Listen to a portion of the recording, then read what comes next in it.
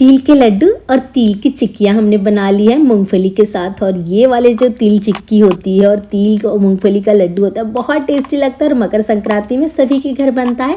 आप इसका साउंड सुन सकते हो, कितना ज़्यादा क्रिस्पी और बहुत डिलीशियस बन के लड्डू और तिल वाली चिक्की दोनों तैयार हुई थी।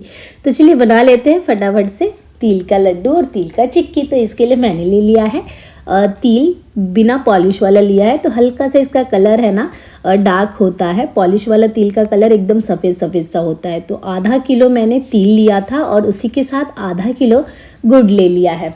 तो गुड़ को काटने में काफ़ी मेहनत लगता है, तो मैंने फिर अपना दिमाग चलाया और ये जो हथौड़ी मतलब कुटनी बोलते हैं हमारे यहाँ, तो इससे मैंने कूट लिया गुड़ को। तो ये बहुत ही मतलब बारीक होके तैयार हो गया, काटने की आवश्यकता नहीं पड़ेगी। तो बस अब इसे हम खोलेंगे और इस तरीके से जब गुड़ को हम बारीक कर लेते हैं ना, तो जब इसको मेल्ट करते हैं तो काफ़ी कम टाइम लगता है।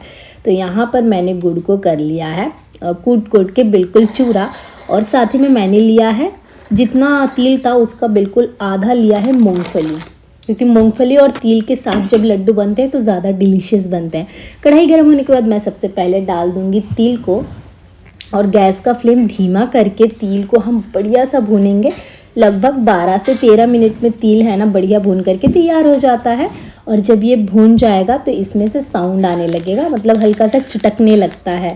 जैसे ये चटकना स्टार्ट होगा तो बस समझ जाइए कि तिल जो है हमारा बढ़िया सा भून के तैयार हो गया है। तो मैं इसे अब निकाल लूँगी और एक बड़े से थाली में ट्रांसफ़र कर लूँगी तिल को। और फिर सेम कढ़ाई को फिर से मैं गर्म होने के लिए रखूँगी। और अब जो हमने मूंगफली लिया था ना, इसे भूनकर तैयार कर लेंगे। तो मूंगफली को लगभग सेम टाइम लगता है, 10 से 12 मिनट में मूंगफली भी बढ़िया सा फ्राई होके भून करके तैयार हो जाता है। तो यहाँ पे मूंगफली का जो छिलका होता है ना बिल्कुल आसानी से निकल रहा है, तो इसका मतलब मूंगफली भी हमारा अच्छे से भून गया। और अब टावल की मदद से मूंगफली को बढ़िया सा रब करके रगड़ते हुए सारे छिलके को मैं साइड कर लेती हूँ।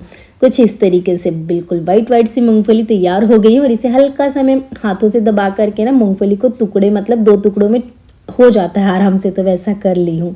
और इसे अब साइड में रख के सेम कढ़ाई लिया मैंने, एक ही कढ़ाई में सारा चीज़ बना के तैयार किया। फिर इसमें गुड़ डाल दिया, 1 चम्मच घी डाल के, पानी बिल्कुल नहीं डालना है, गैस का फ्लेम धीमा करके और इसका हम बढ़िया सा मेल्ट कर लेंगे। देखिए धीरे धीरे मेल्ट होना स्टार्ट हो गया है और लगभग 10 मिनट में ही ये बढ़िया सा तैयार हो जाता है मेल्ट हो करके।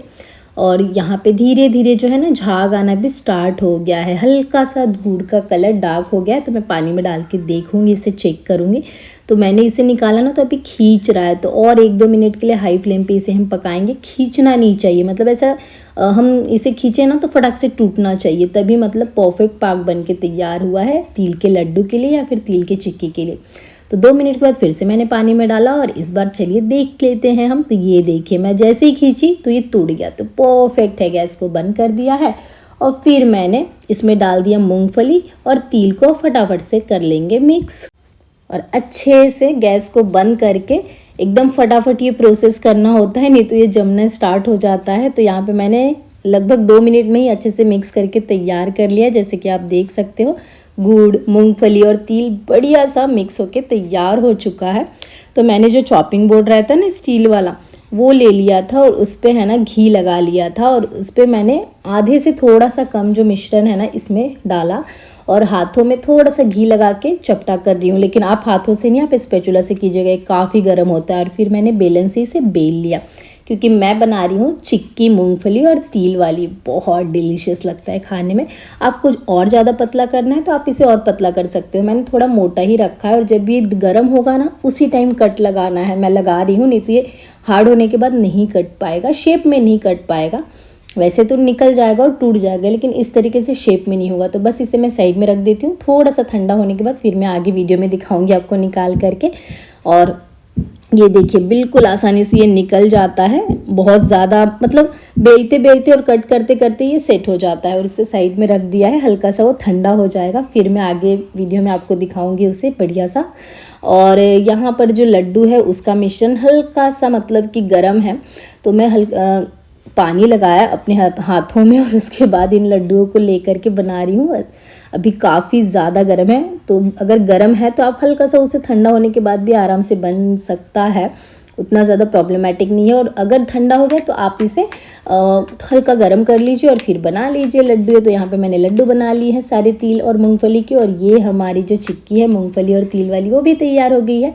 और फिर मैं आपको तोड़ करके दिखाती हूँ, ये देखिए कितना, और आपको मैं चिक्की तोड़ करके दिखाती हूँ कि कितना बढ़िया बनकर तैयार हुआ है। एकदम क्रिस्प बना था, परफेक्ट तिल और मूंगफली की चिक्की बनके तैयार है। और साथ ही में ये डिलीशियस वाला तिल गुड़ यानी कि तिल और मूंगफली का लड्डू भी बनकर तैयार हो गया है। तो इन लड्डू को और चिक्की को मैं स्टोर कर लूँगी कंटेनर में मकर संक्रांति के लिए। और ये लड्डू और चिक्की पूरे 3 महीने तक ख़राब भी नहीं होंगे। तो आप लोग भी फटाफट से बनाइए। रेसिपी पसंद आएगी तो प्लीज़ लाइक शेयर सब्सक्राइब कर लीजिए। अगर फेसबुक पर देख रहे हो तो फॉलो कर लीजिएगा। डेली न्यू रेसिपीज़ मैं आप सभी के साथ शेयर करते रहती हूँ। Thank you so much for watching my recipe.